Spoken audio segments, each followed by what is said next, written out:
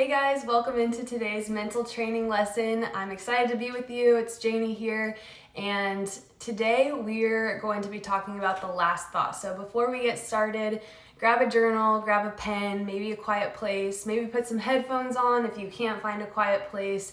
Wherever you are, we're just going to spend the next few minutes talking about how our thoughts matter, and especially the last thought that we have going into our at-bat or the next pitch, whatever it is, our thoughts matter. So that's what we're going to be talking about today. I have my iPad, so whatever works for you as far as taking notes and staying engaged, do that. So today we're talking about the last thought. And what I really want to share with you guys is how this has helped me in so many different ways, and how there's a variety of last thoughts that you can have depending on what type of athlete you are and what space you like to operate in. So I just want to encourage you guys today that I'm not going to give you your last thought. I might share with you what works for me or what has worked for me in the past, but I've had to have different last thoughts going into my at-bats and each pitch to pitch based on what I'm going through. Sometimes maybe I'm struggling with confidence, maybe sometimes I'm just struggling with pitch selection. Sometimes there's always something different in this game, right? So just depending on what I'm going through kind of affects what I'll say to myself right before the pitch is thrown. And we all have the thing that we go back to over and over again. But like I said, it sometimes just depends on what you like as a player and also what you're going through as a player. So find a quiet space, headphones if you need them. I have my iPad to take notes, whatever you want to do to jot down stuff. So I'm going to share a little bit of a story before we go into it too deeply. When I was a freshman in college, I picked this walk-up song that was way too cool for me. And instead of walking up to the plate, matching the vibe, it was like a rap song, and instead of walking up to the plate confident and really matching the vibe of the song, I walked up. I've always had bad posture, so I'd walk up. I guess I was looking really timid. I didn't even know it. But I've always, kind of struggled with confidence. I'm just very, my preparation leads to confidence. So if I'm not prepared, I don't feel confident, It's hard for me to rely on my athleticism sometimes. And I remember one of my teammates, she made me practice how I was going to walk up to the plate. And then actually later that year, we had a mental performance guy come in and just spend a day with us. And he gave us some tips on how to walk up to the plate. And I had never thought about the way that I walk up to the plate. In travel ball, you play so many games. It's much less of a production than it is at the college level.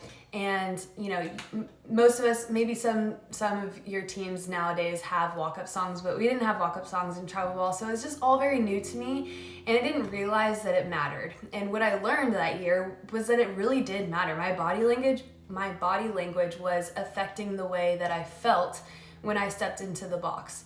And so that was really helpful to me.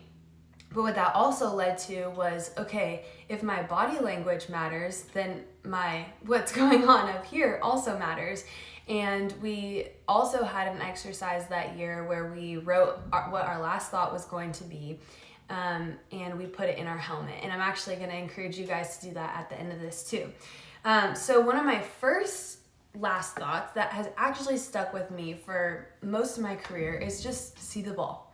And the reason why this helps me is because I like to think objectively, and what that means is that I like to just think about what are the facts. What are the facts when I'm walking up to the plate? What are the facts pitch to pitch? I need to see the ball, right? And so that's been something that's helped me consistently throughout my career since college, is just keeping it simple in that way of focusing on see the ball, see the ball, see the ball. And the reality is we can only think about one thing at a time. So if you are struggling with your thoughts, it's because you are bouncing from thought to thought. So if you can just focus on this one thing over and over again, it can really help focus your mind, and you can just be focused on one thing. And so that's what it helped me is, when the pitcher would get set on the mound and I was in the box and I was in my stance ready, I would just tell myself, see the ball, see the ball, see the ball. And I just felt like it helped me like zero in on the ball, it helped my pitch selection, helped my timing.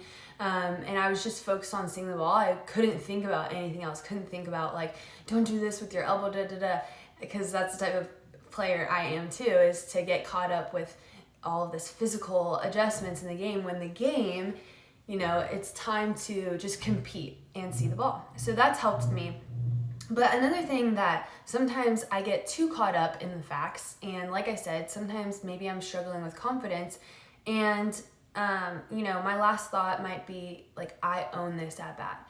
I might need a little edge sometimes that helps me like really lock it in and compete hard, because sometimes I'm so focused on okay, the pitcher's throwing this, and I need to do this, and thinking about it so cerebrally, so like thinking about it so much in my head that I kind of need a last thought to just kind of like get me to compete. Because the reality is, in sports, and especially at the elite level, your competitiveness and athleticism is going to get you much farther than you trying to ultimately think through something.